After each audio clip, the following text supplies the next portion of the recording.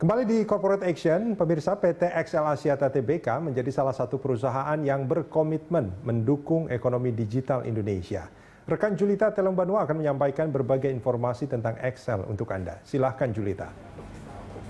Baik, terima kasih Rudi. Pemirsa, saham PT XL Axiata Tbk telah menjadi salah satu pilihan pelaku pasar sejak perusahaan ini resmi melantai di Bursa Efek Indonesia sejak hampir 15 tahun yang lalu. Kita simak datanya.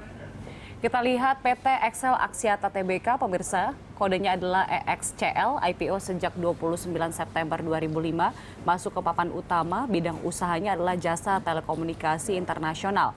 Sektornya adalah infrastructure, utilities and transportation, subsektornya telecommunication. Selanjutnya kita lihat pemirsa siapa saja yang memegang saham dari EXCL ini.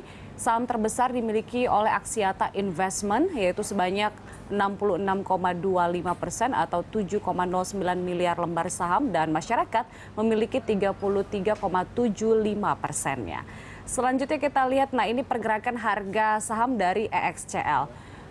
Dari sektor sendiri, sektor telekomunikasi di masa pandemi ini dianggap yang paling prospektif ya. Kita lihat dari Januari ada di harga 3.330 dan Februari sempat turun di 2.860. Tapi pada bulan Maret anjlok ke 1.410 hingga akhirnya bulan April kembali mulai stabil di harga 2.000, kemudian Juni 2.650, bulan Juli naik ke 2.970 dan Agustus 2.520. Tercatat pada bulan November di harga Rp2.300 per lembar sahamnya. Yaitu dia pemirsa sejumlah informasi yang dapat saya sampaikan. Kembali ke Rudi. Baik, terima kasih Julita. Dan pemirsa, dialog kita lanjutkan kembali masih bersama Kiswoyo Adijo. Mas Kiswoyo, ini halo. Ya, siap Mas. Ya, Mas Kiswoyo, ini kalau kita melihat grafik yang tadi disampaikan rekan Julita mengenai kinerja sahamnya XL, ini koreksi kalau keterangan yang saya punya salah. Ini kan salah satu perusahaan yang sebetulnya blessing in disguise di masa pandemi. Penggunaan data itu sangat luar biasa besarnya. Mestinya ini memberikan keuntungan lebih bagi XL dan termasuk juga mungkin perusahaan-perusahaan sejenis.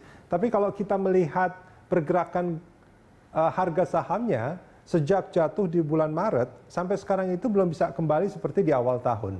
Apa yang terjadi menurut Anda? Ini memang jadi gini, kalau kita ingat bahwa saham itu adalah kita bicara the future, masa depan, jadi mungkin ada ketakutan bagi sebagian para investor. Kalau trader itu sebenarnya tidak terpengaruh, tapi untuk para investor jangka menengah dan jangka panjang mereka berpikir memperhitungkan dari sisi, ingat kita sudah menjelang 5G, 5G. Kita yang 4G aja pertama belum merata ke seluruh Indonesia dan juga itu mereka semua operator belum ada yang untung. Nanti kalau kita harus berburu lagi mengejar ketertinggalan dengan 5G, itu kan artinya butuh capek besar lagi. Nah itu mungkin para investor sebetulnya sedang berhitung, ini sanggup nggak nih operator-operator nih? Apalagi kan sebagian besar dari operator kita di Indonesia ini punya utang besar-besar juga untuk membangun jaringan 4G-nya kemarin. Nah nanti kalau ada 5G-nya masuk, apakah siap lagi? Jadi ini memang sedikit kekhawatiran dari para investor. Mereka akan sibuk berhitung terus, mereka melihat seberapa murahnya atau mahal atau murahkah ini aplikasi dari penambahan aplikasi dari 4G menjadi 5G gitu kan. Nah ini mungkin yang sedang dihitung terus oleh para investor sehingga mungkin membuat saham telekomunikasi itu agak sedikit terhambat.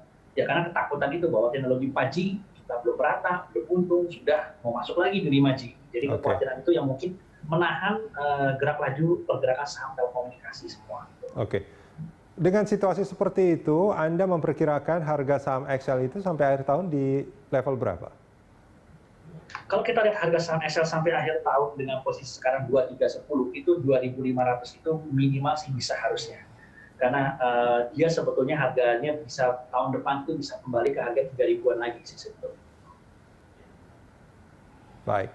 Mas Kiswoyo, terima kasih banyak sudah bersama kami di Corporate Action.